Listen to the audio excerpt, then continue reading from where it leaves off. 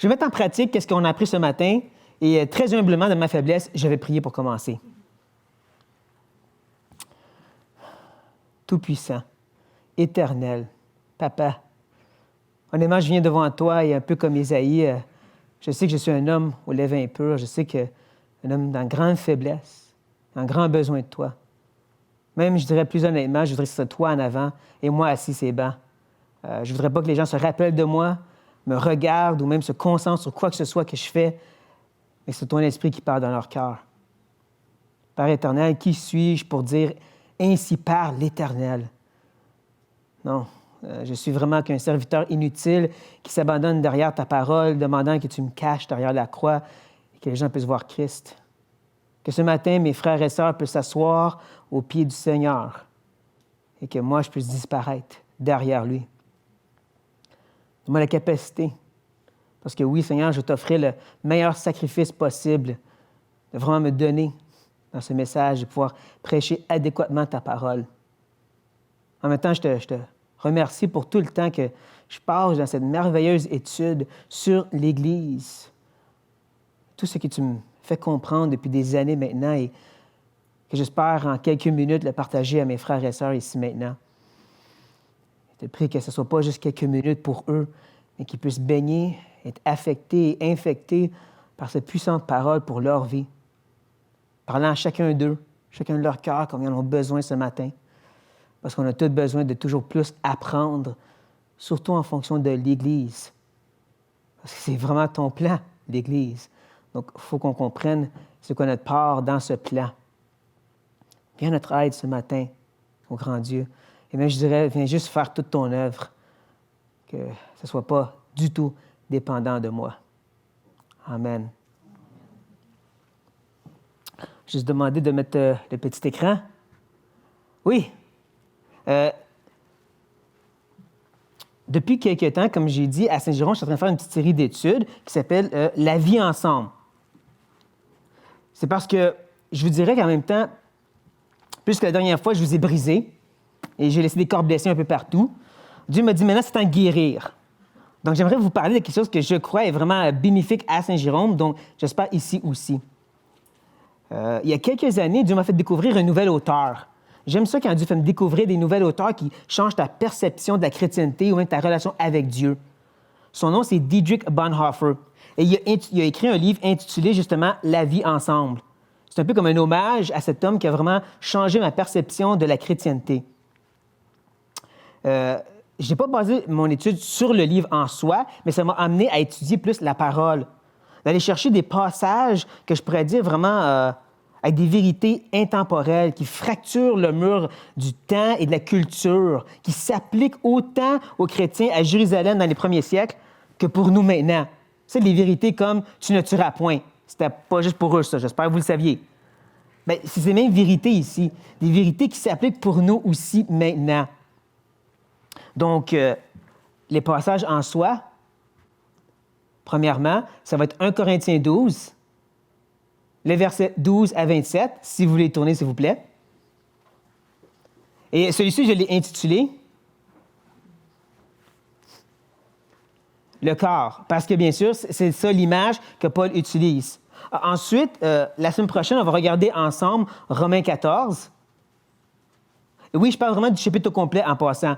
À Saint-Jérôme, je l'ai fait sur 4 messages, donc ça va être un message de 3 heures la semaine prochaine. OK, je voulais voir votre réaction, ça va être 2 heures. Et celui-ci, je l'ai intitulé « L'interaction du fort et du faible ». Parce qu'encore là, c'est de ça que Paul parle de long et en large dans le chapitre 14, la façon qu'on devrait vivre ensemble, réalisant qu'on a des forts et des faibles parmi nous. Finalement, la dernière fois qu'on va se voir, ça va être Romains 15, 1 à 3 et Galates 6, 1 à 5, que j'appelle le support, ou si vous préférez, qu'il faut porter les fardeaux les uns des autres. Vous allez voir que les deux passages nous disent plus ou moins la même chose. Porter les fardeaux les uns des autres. C'est slow motion, c'est correct.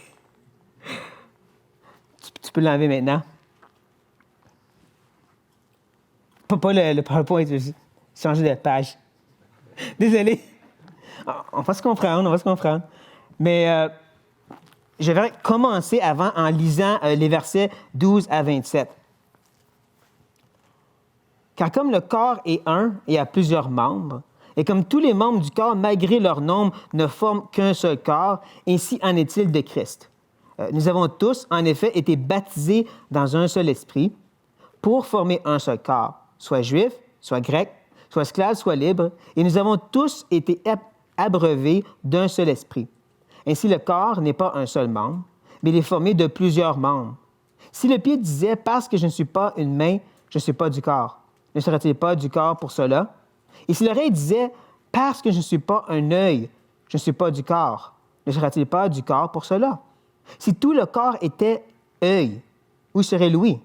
S'il était tout ouïe, où serait l'odorat? Maintenant, Dieu a placé chacun des membres dans le corps comme il a voulu.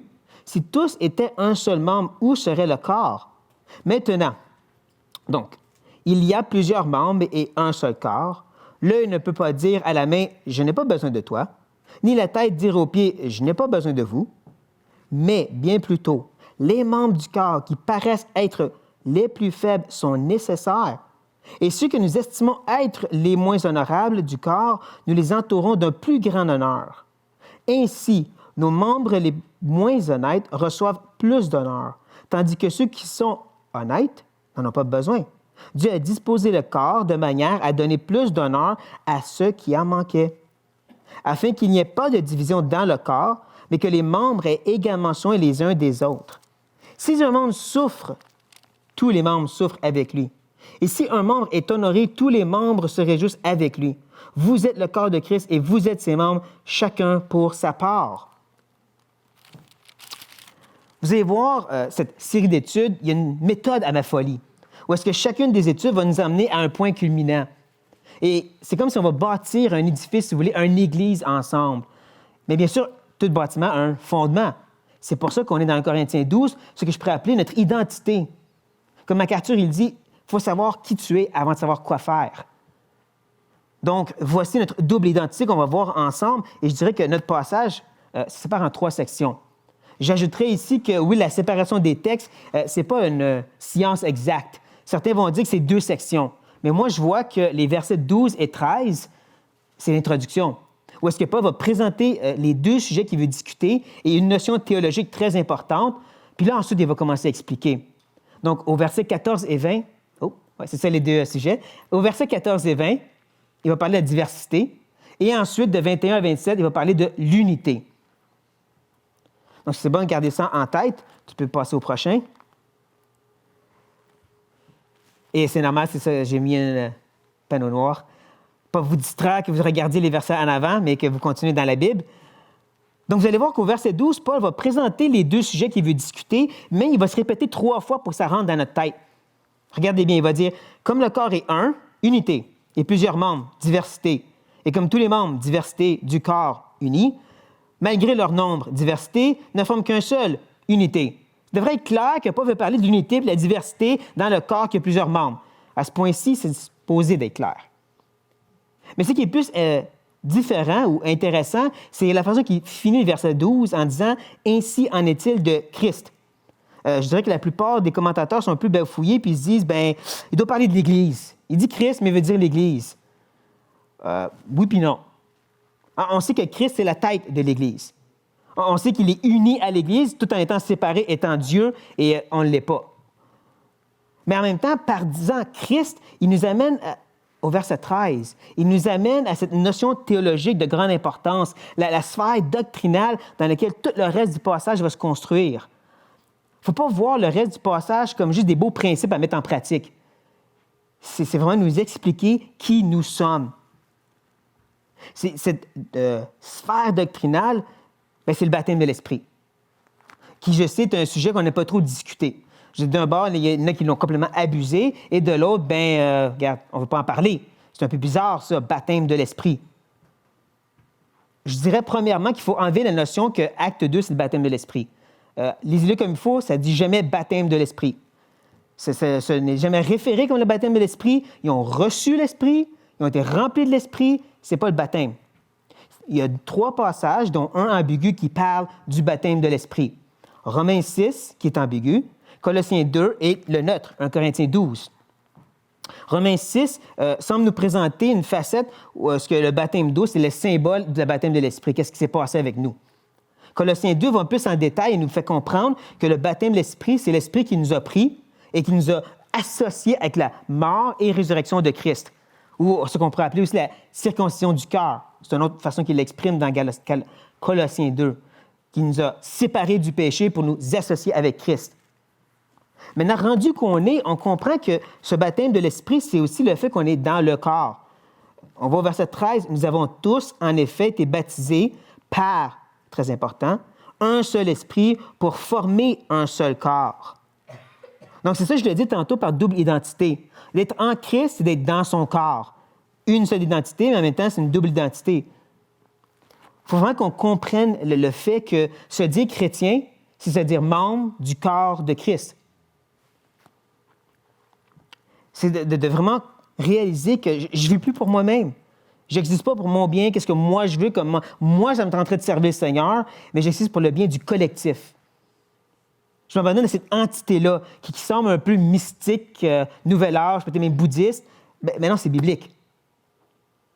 Dieu n'a jamais voulu comme plan de sauver plusieurs individus éparpillés un peu partout comme des flambeaux. Non, il veut un peuple. Il veut un corps qui manifeste Christ au monde. Donc, on réalise que d'être chrétien, c'est de se dire, comme on le voit ici, membre du corps de Christ, où est-ce qu'il n'y a plus d'esclaves, il n'y a plus de libres, de grecs, de juifs, de hommes, de femmes. On pourrait l'ajouter ici, on comprend qu'on est un. Ça, comme je dis, c'est la sphère dans laquelle Paul veut bâtir. Et quand, à la fin, il dit « Nous avons tous été abreuvés d'un seul esprit », c'est parce d'une autre façon, il veut répéter ce qu'il est en train de nous dire sur le baptême de l'esprit. Pensez-y un peu. Quand on pense à un baptême, on pense à l'eau. Quand on pense à être abreuvé, on pense à l'eau. Et les deux, c'est fait par l'Esprit. Il essaie, de notre façon, de nous faire comprendre l'œuvre de l'Esprit pour nous unir ensemble. Il faut qu'on comprenne que maintenant, notre relation avec Dieu, ce n'est pas juste moi puis Dieu. C'est moi à travers l'Église avec Dieu, Dieu à travers l'Église envers moi. Si je reviens au symbole du corps humain, la tête, Jésus-Christ. La tête n'a pas de connexion personnelle avec les poumons. Il passe à travers les veines, les muscles et ainsi de suite. Donc, Paul, dans sa prière, si tu pourrais tourner, pour les Colossiens, il va dire « afin qu'ils aient le cœur rempli de consolation, afin qu'ils soient unis dans la charité et enrichis d'une pleine intelligence pour connaître le mystère de Dieu, savoir Christ. » Donc, connaissance de Dieu, unis dans la charité. Le petit « et » que j'ai souligné, c'est mieux traduit. Donc, dans la Sommeur, c'est traduit de cette façon. Je combats pour eux afin qu'ils soient encouragés et que, unis par l'amour, ils accèdent ensemble en toute sa richesse à la certitude que donne la compréhension du secret de Dieu, à la pleine connaissance de ce secret, c'est-à-dire du Christ. La prière de Paul, c'est que les Colossiens, on va dire nous autres aussi, de comprendre que tu veux connaître Dieu, bien ça se passe par l'Église. Pas toi toute seule dans une cave, comme moi. Donc, tu peux passer au prochain. Espérément, on a compris maintenant, parce que là, Paul va commencer au verset 14 en disant « ainsi ». Ce mot-là sont importants. « Ainsi », c'est comme s'il prend l'information qu'il nous a donnée, hein, l'information théologique de verset 13, puis c'est qu'il vient juste nous présenter au verset 12, puis il dit « ainsi, selon ceci, on comprend maintenant que le corps n'est pas un seul membre, mais il est formé de plusieurs membres. » Là, il veut parler de la diversité. Et on va au verset 15 et 16, une image un peu loufoque, un peu ridicule, où est-ce que les membres sont capables de penser et parler pour eux-mêmes. J'espère que vous savez que c'est loufoque. Si vos-mêmes vous parlent, consultez quelqu'un. Mais il va prendre cette même image aussi au verset 21. Et il va nous présenter les deux côtés de la même médaille. Une médaille qu'on pourrait appeler une attitude erronée face à notre identité. Donc, au verset 15 et 16, il nous présente celui qui se dit « bien, je ne suis pas aussi utile, donc je suis inutile. Je me sépare du corps. » Et Paul dit « non, ça n'a pas de sens, ça. » Il veut leur faire comprendre que ça ne fait pas de sens, donc il va prendre cette idée et il va utiliser un petit peu de rhétorique grecque, un petit peu de philosophie grecque pour les amener au point culminant. Tu prends une idée, tu l'amènes jusqu'au bout pour montrer à quel point ça ne fait pas de sens. Donc, il dit au verset 17, « Si tout le corps était œil, où serait l'ouïe? Un œil ne peut pas entendre. Demandez à un sourd s'il est content de juste avoir des yeux. Je pense qu'il va vous dire non. Paul dit c'est la même chose ici. Juste l'œil ne fonctionne pas pour entendre. Il va pousser ça encore plus loin, verset 19, quand il va dire si tout était un seul membre, où serait le corps?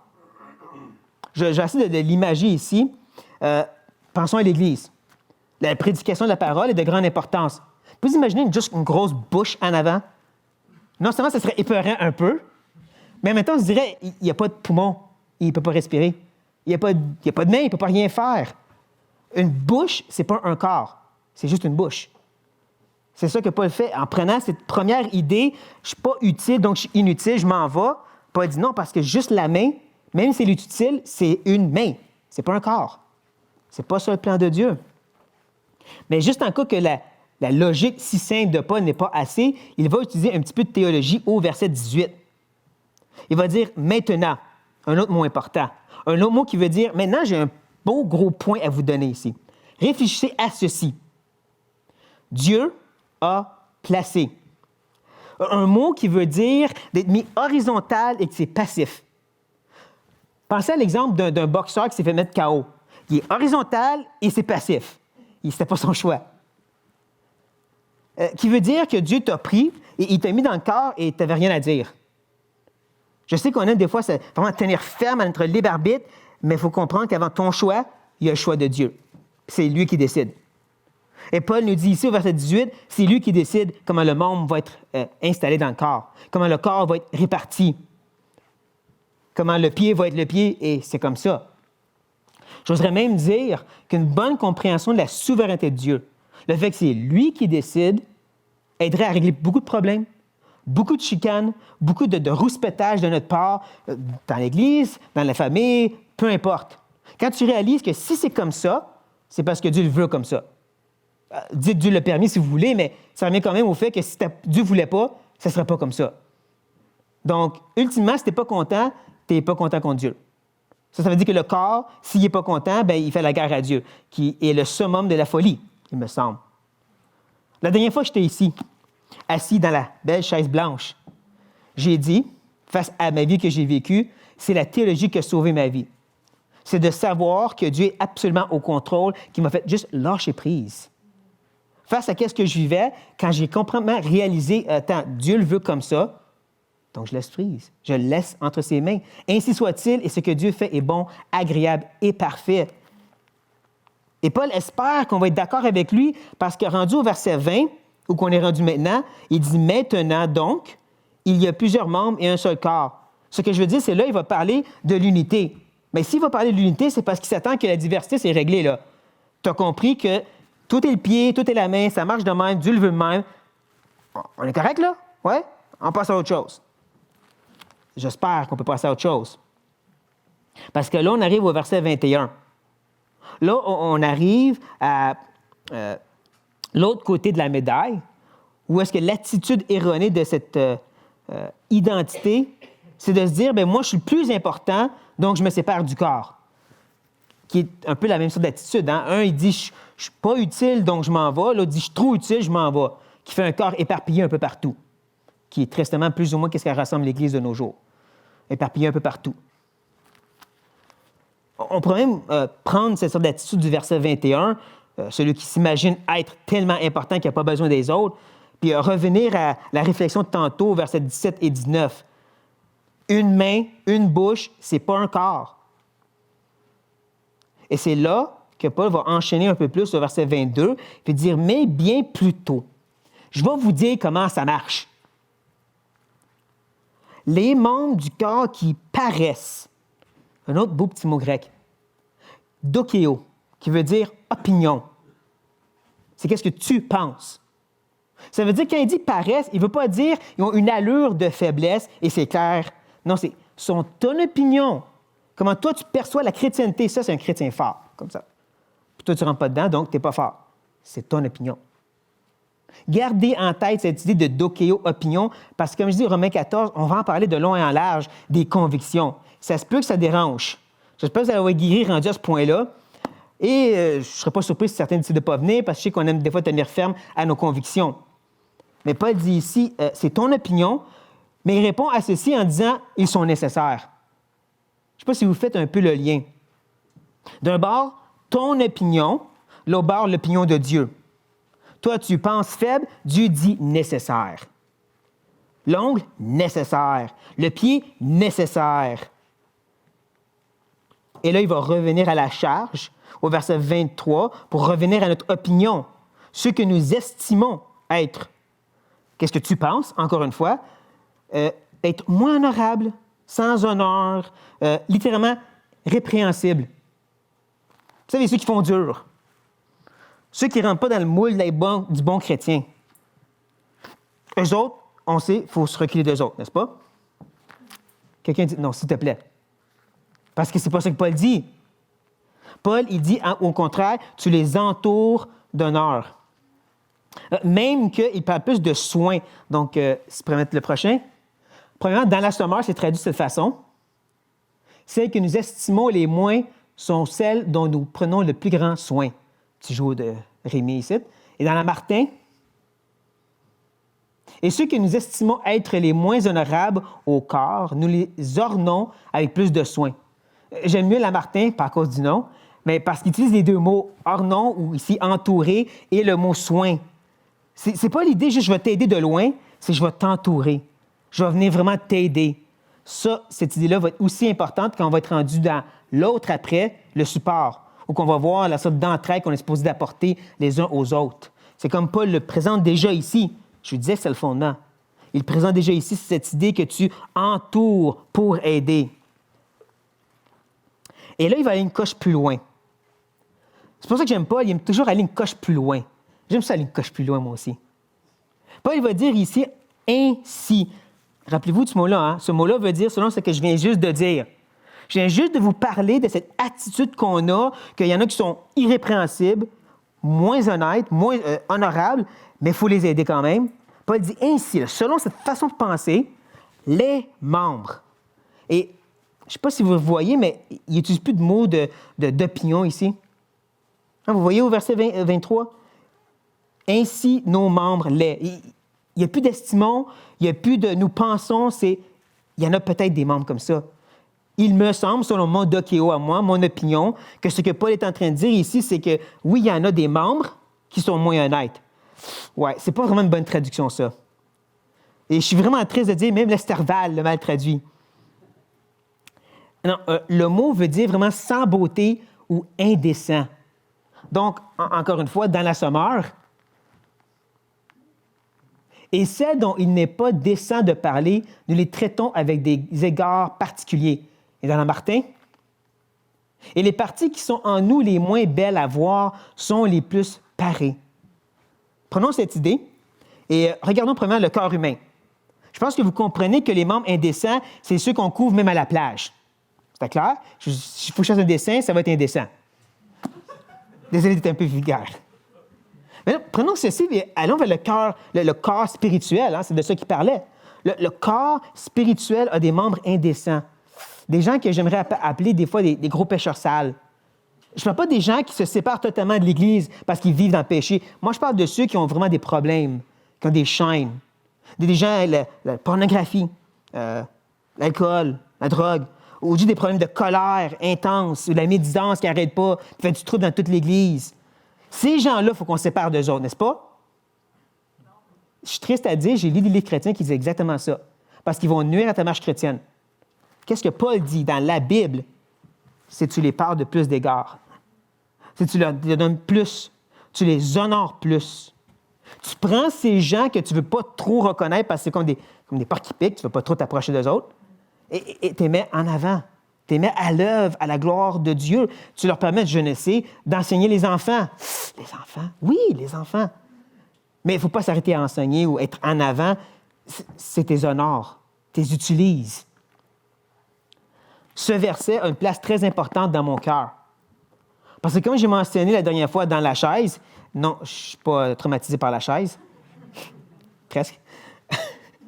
Non, mais la dernière fois, je mentionnais que pendant 10 ans de ma vie chrétienne, j'étais enchaîné à un gros péché sale. Mais pendant ce temps-là, Dieu me mettait à l'œuvre quand même dans l'Église. J'enseignais les enfants, ensuite les adultes, même si je suis rendu à un point où je partageais la tâche avec le pasteur. Sauf que lui ne savait pas, l'Église ne savait pas, Dieu le savait. Et Dieu a mis en pratique ce verset dans ma vie.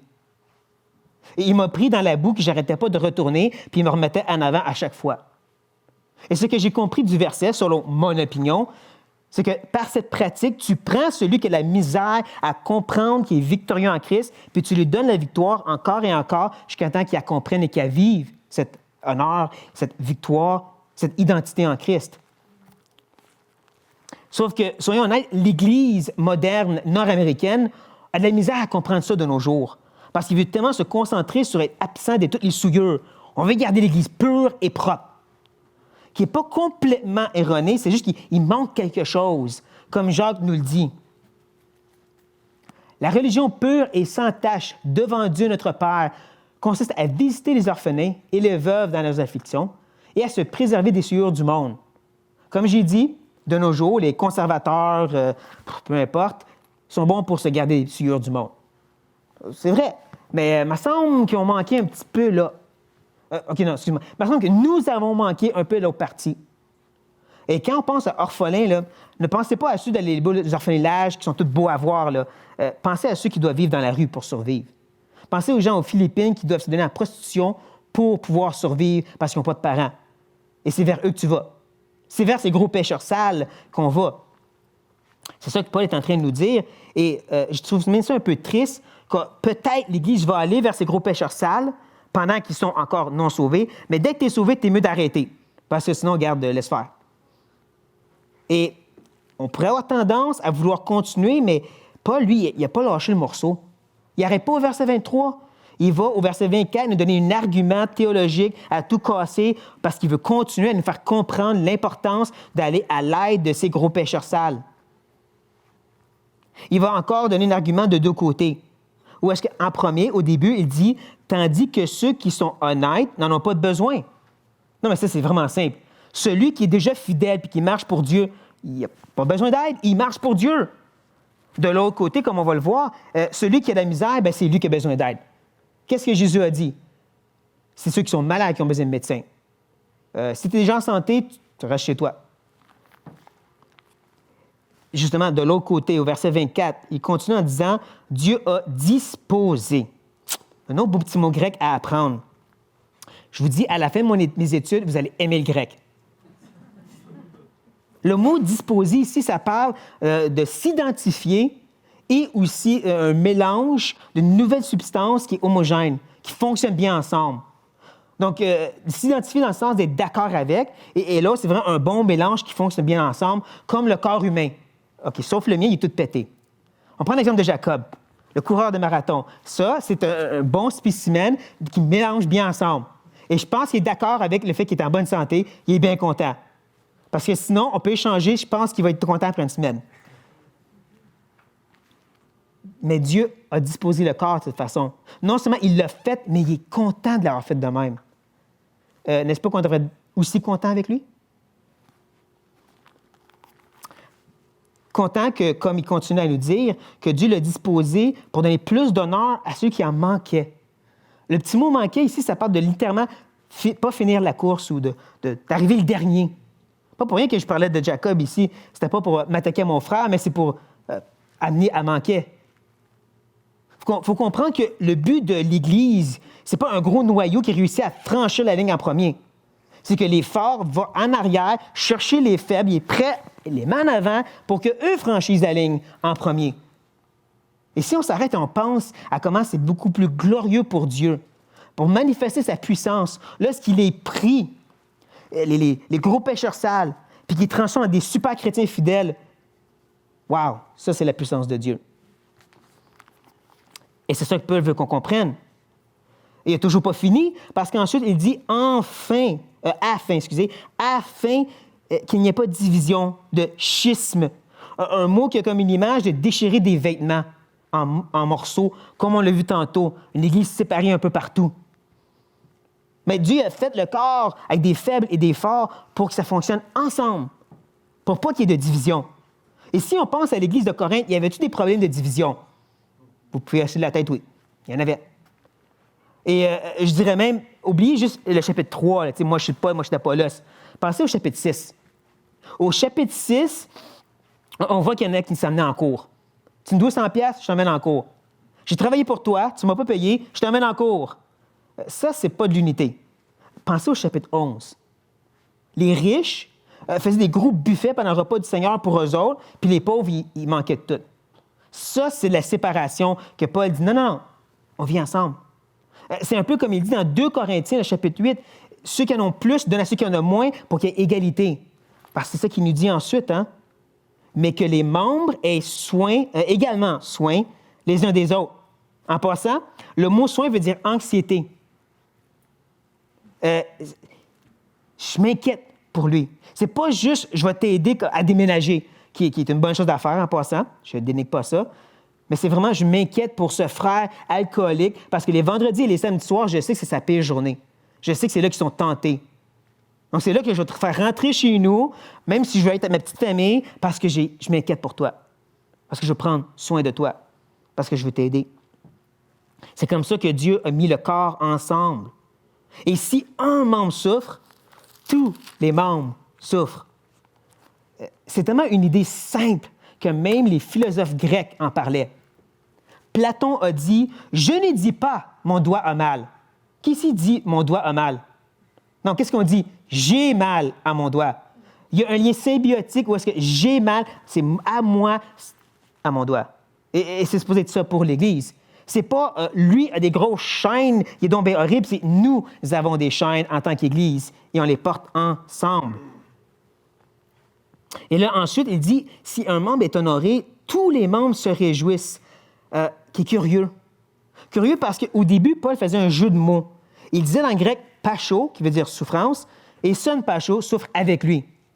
Ça rime, ça va ensemble, c'est un jeu de mots. Mais ensuite, il dit « honorer » et « réjouir », qui, non, ça ne va pas ensemble. C'est vraiment 2 mots totalement différents. Pourquoi?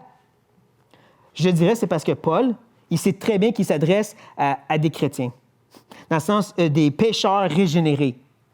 Et il sait très bien que de telles personnes, des fois, ne vont pas toujours se réjouir lorsque le gros pécheur sale est en train de servir le Seigneur devant l'Église. Par exemple, tu prends un ex-drogué qui va maintenant jouer du piano. Ça se peut qu'il y en ait qui vont dire « Il n'est pas fiable ». Ça, c'était mieux que c'était la gentille chrétienne qui vit d'une belle famille chrétienne. Elle, ça serait mieux. Non, on se réjouit que maintenant, ce frère va avoir un temps où il va devoir s'occuper de se pratiquer pour jouer la musique. Il va être obligé de venir aux réunions.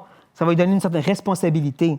Et en plus, son talent que Dieu lui a donné va être mis à la gloire de Dieu. Donc, on se réjouit avec lui qui est en train d'être honoré. Parce que finalement, ce que Paul dit, c'est « vous êtes le corps de Christ ». Je vais même me permettre de dire « vous êtes le corps de Christ ». Et vous êtes ses membres, chacun pour sa part, ou comme on peut le voir dans la phrase courante. Et chacun de vous est une partie de ce corps, où chacun a notre part à jouer, ou peu importe comment on comprend, c'est encore l'idée de diversité qui amène l'unité, ensemble. Donc, on est en train de voir comment notre identité en Christ, c'est une identité dans le corps de Christ. Et je dirais même que l'Église moderne nord-américaine aurait besoin d'enlever ces grosses lunettes théologiques face à l'Église. Des lunettes qui sont devenues épaisses à travers les décennies et les siècles. Épaisses par des structures, des formes, des règles, des idéologies qu'on appelle les vérités, mais qu'en réalité, on devrait revenir à la vérité. La source, la Bible. Comme j'ai essayé de faire ce matin, j'ai essayé de vous présenter ce que le texte dit clairement sur qu'est-ce que c'est le corps de Christ.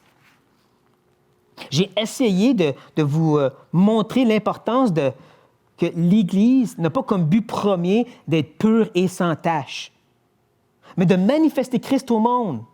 Le Christ qui a pris ceux qui sont vils, faibles et folles, comme moi, et nous a amenés à être glorifiés, à être puissants. Donc, l'Église prend les faibles et les rend forts. Il prend les vils et il les purifie encore et encore pour qu'ils vivent les vies qu'ils sont supposés vivre. Mais pour ça, il faut laisser aller de cette attitude qui dit plus ou moins utile, puis de revenir à utile. Revient à fonctionnalité. Que Dieu a établi le corps pour qu'il fonctionne comme ça, avec des petits orteils puis avec des talons. On dit que le petit orteil est utile pour le ballon et se cogner la nuit. Et de l'autre bord, on dit que le talon est fait pour porter le poids de tout le corps. C'est pas le pied, c'est le talon qui porte tout le poids. Donc, dans l'Église, il y a certains qui amènent un petit quelque chose pour balancer l'Église. Et il y en a d'autres qui portent tout le poids. Et c'est correct comme ça. Je dirais même que c'est bon, parce que c'est ça que Dieu a fait. Et donc, il faut s'abandonner à la volonté de Dieu, s'abandonner dans cette entité qu'il a créée, s'abandonner à notre identité, de savoir qui nous sommes avant de faire quoi que ce soit. Et sinon, ça peut être désastreux, comme l'exprime M. Gaston Racine. Nous ne devons jamais mesurer notre position par notre état, mais au contraire, toujours juger notre état par notre position. Abaisser la position à cause de l'état, c'est donner le coup de mort à tout progrès dans le christianisme pratique. Et moi, j'ajouterais, ça pourrait vraiment détruire l'Église lorsqu'on essaie de comprendre notre identité par qu'est-ce qu'on fait, par notre position en soi ou notre implication. Je fais telle chose, donc je suis. Non. Qui tu es en Christ. Ensuite, donne qu'est-ce que tu fais pour le Seigneur sans mettre des paramètres nécessairement. Ça revient à ce que je disais, c'est qu'il faut savoir qui tu es pour ensuite savoir quoi faire. Et le problème, c'est que bien souvent, les chrétiens vont faire plein de choses pour Dieu. Je vais faire des grandes choses pour le Seigneur, qui est louable. Mais je vais juste changer la phrase. On devrait chercher à faire les choses pour un grand Dieu. Ou est-ce qu'on comprend que ce n'est pas à propos de faire des œuvres à profusion, mais c'est de la soumission, comme Samuel l'explique très clairement à Saül. L'Éternel trouve-t-il du plaisir dans les holocaustes et les sacrifices, comme dans l'obéissance à la voix de l'Éternel? Voici, l'obéissance vaut mieux que les sacrifices et l'observation de sa parole vaut mieux que la graisse des béliers. Donc, encore une fois, ce que Dieu veut, c'est une disposition de cœur qui dit je suis en Christ, je t'appartiens, que veux-tu que je fasse? Comment veux-tu que je te sers? Par l'Église, pour ta gloire. Encore une fois, par l'Église, pour ta gloire, sans mélanger les deux. Prions.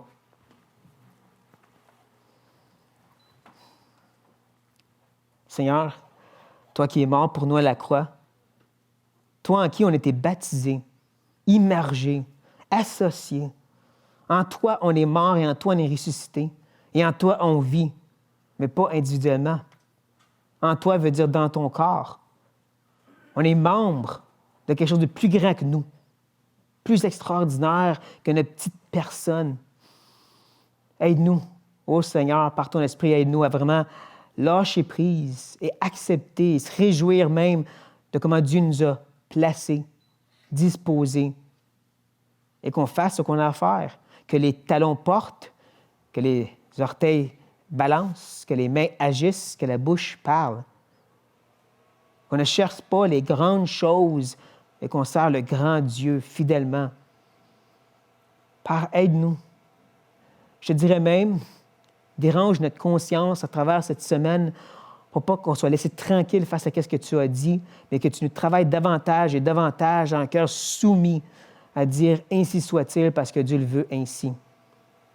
Merci, ô Dieu, de nous utiliser. Amen.